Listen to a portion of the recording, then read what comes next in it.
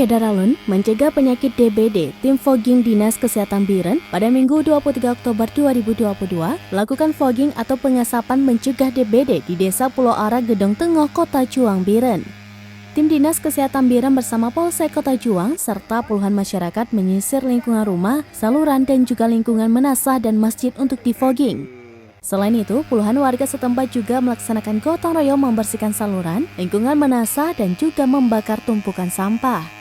Kapolsek Kota Juang AKP Tarmizi SH yang ikut dalam kegiatan ini kepada serambinus.com mengatakan, fogging bersama tim Dinas Kesehatan Biren upaya mencegah penyakit malaria dan juga bagian dari peningkatan kesehatan.